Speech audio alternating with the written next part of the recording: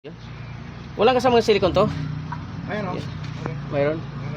Iyan. Ito, good morning. Tapos may ano na siya. May kunting ribaba na siya idol, oh. You know? May kunting ribaba na siya, oh. Saan yan? Sa kadena?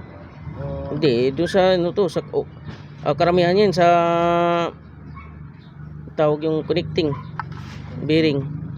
O main bearing. Ang dami ng ribaba, oh.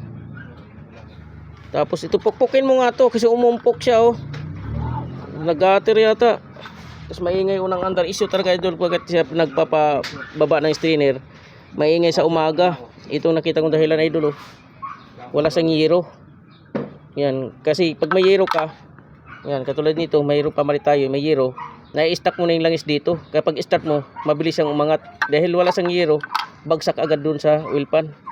Kaya dapat importante ito may yero. Kaya lang may maintenance ka talaga, katulad niya may mga putik-putik na. Yan, yun lang mga idol. Kaya maingay na sa umaga dahil walang yero. Sa mga single BBTI lang to. Yan.